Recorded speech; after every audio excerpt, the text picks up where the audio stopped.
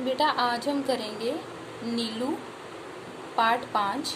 इसके हम मौखिक प्रश्न और लघु उत्तर करेंगे। तो देखो ये वाले हैं आपके मौखिक प्रश्न और ये एक्सरसाइज और ये लघु उत्तर। आज हम इतना करेंगे। तो चलो स्टार्ट करते हैं।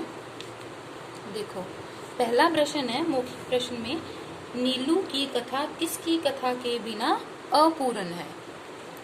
तो ये मैंने यहाँ पर आंसर लिख रखे हैं। देखो पहले का उत्तर है क्या, आप नंबरिंग चेक करते रहना, ठीक है। देखो नीलू की कथा उसकी माँ लूसी की कथा के बिना अपूर्ण है। ओके, नेक्स्ट क्वेश्चन देखो नंबर 2।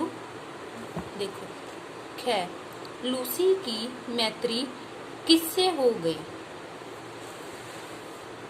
तो नीलू कौन है? नीलू एक कुत्ते का नाम है, लूसी उसकी माँ का नाम है। तो लूसी की मैत्री एक भूटिया कुत्ते के साथ हो गई थी, ठीक है।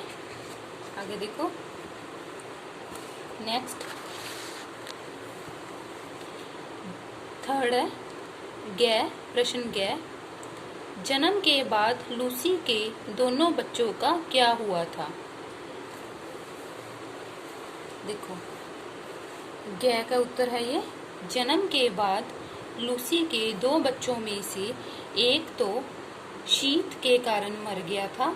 शीत मतलब ठंड के कारण, सर्दी का मौसम आता है ना तो उसको शीत भी बोला जाता है। और दूसरे बच्चे को लेखिका ने बहुत कोशिश करके शीत से बचा लिया था। मतलब एक बच्चा तो ठंड में मर गया था और दूसरा बच्चा ठंड में बच गया था। आगे देखो घै, किसी परिचित के आने की सूचना नीलू कैसे देता था। परिचित मतलब कोई जान पहचान वाला जब नीलू के आता था तो कैसे देता था। देखो घै का उत्तर है ये, किसी परिचित के आने की सूचना देने के लिए नीलू लेखिका के कमरे के दरवाजे पर आकर धीरे से खड़ा हो जाता था। मतलब उसके दरवाजे पर आके खड़ा हो जाता था तो वो समझ जाती थी कि बाहर कोई आया है। आगे देखो नीलू का जीवन कितने वर्षों का था। कितने वर्षों का था? नीलू का जीवन 14 वर्षों का था। ओके, तो आगे ये है अर्थ ग्रहण संबंधी प्रश्न। तो ये पहला है, इसमें से पढ़ के हमें ये क्वेश्चंस आंसर ऑप्शंस दे रखी, इनमें टिक लगानी है। तो देखो पहला, जैसे लूसी के लिए सबसे अधिक किसे रोना चाहिए था। किसे? उसके बच्चों को, उससे बच्चों को। रजाई में वह क्या कोसता रहता था। माँ के पेट की उष्णता। मतलब जब उसकी माँ मर गई थी नीलू की, तो वो जो नीलू छोटा था तो उसको रजाई में सुला दिया जाता था। तो वो रजाई में किसको होता था, उसको अपनी माँ की फीलिंग्स लेना चाहता था वो, तो वो जबकि वो मर चुकी थी। डलिया में वह कैसा लगता था। डलिया होती है टोकरी टाइप में, टोकरी को डलिया बोला जाता है। तो जब उसको डलिया में बिठा देते थे तो कैसा लगता था, ऊन की गेंद जैसा लगता था, ठीक है। आगे है लघु उत्तरीय प्रश्न। पहला है लूसी की मृत्यु कैसे हुई। लूसी कौन थी बेटा? नीलू की माँ का नाम था लूसी। देखो क्या का उत्तर है ये, एक बार लूसी संध्या के समय शीतकाल के कोहरे में सामान लेने जा रही थी। कोहरे बोलते हैं बेटा धुंध में। तभी लकड़बग्घे ने उसे मार दिया। शीतकाल में कुत्तों की सूंघने की शक्ति कम हो जाती है। वैसे तो कुत्तों में सूंघने की शक्ति बहुत ज्यादा होती है, तो ठंड में उनकी कम हो जाती है।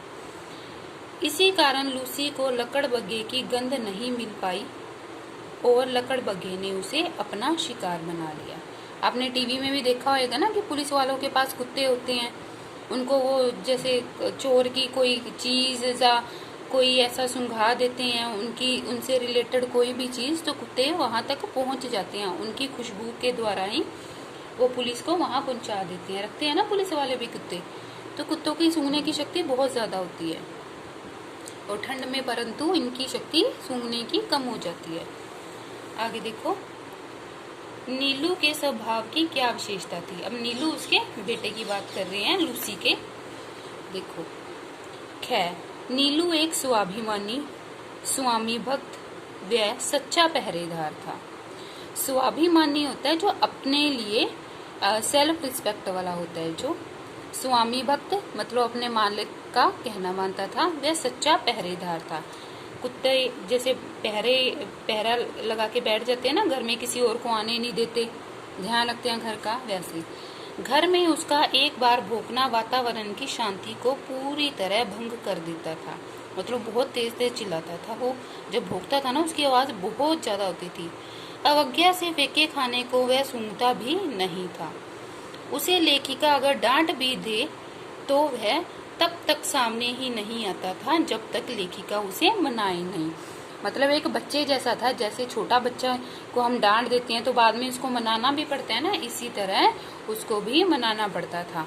तो लेखिका पहले डांट देती थी, फिर उसको मनाती भी थी, जैसे एक छोटे बच्चे को माँ मनाती है। आगे देखो, नीलू का कैसा स्वभाव सबके लिए आश्चर्य का विषय था। गै प्रश्न है ये, तो गै का उत्तर ये रहा। नीलू का अहिंसक स्वभाव सबके लिए आश्चर्य का विषय था, क्योंकि अहिंसक होता है बेटा जो दूसरों को नुकसान नहीं पहुंचाता, मतलब मारपीट नहीं करता। और हिंसक होता मारपीट करने वाला, क्योंकि हिंसक एवं क्रोधी भूटिया पिता और आखेट प्रिय अल्सेशियन माँ से जन्म पाकर भी अपने पूरे जीवन काल में उसे किसी पशु पक्षी पर झपटते या उसे मारते नहीं देखा गया था। तो ये हैरानी की बात थी, क्यों, ये बहुत शांत स्वभाव वाला था। ठीक है, आगे देखो, ये नेक्स्ट है गृह प्रश्न।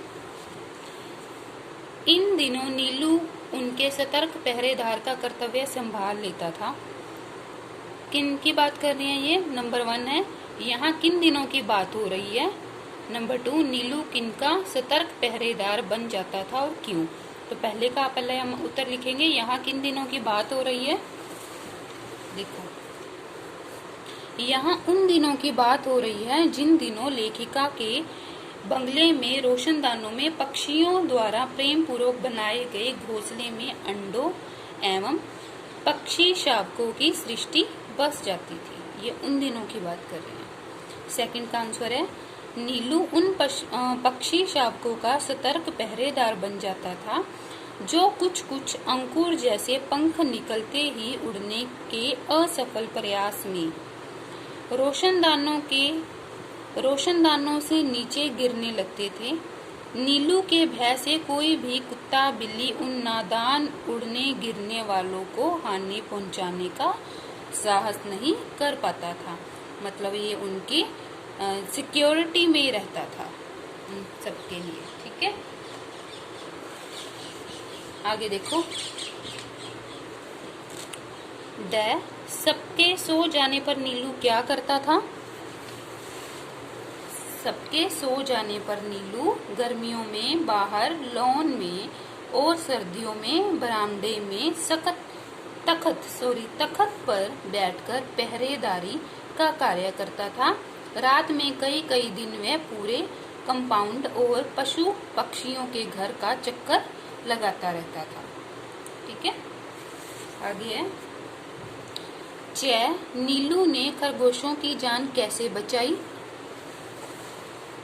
नीलू ने पत्तियों की सरसराहट से जान लिया। सरसराहट होता है जैसे पत्तियों की सरसराहट, मतलब आवाज जो आती है ना, जैसे हवा चलती है पत्तों में तो पत्तों की आवाज नहीं आने लग जाती, तो उनकी सरसराहट मतलब पत्तों की आवाज से जान लिया कि खरगोश किसी संकट में फंसे हुए हैं।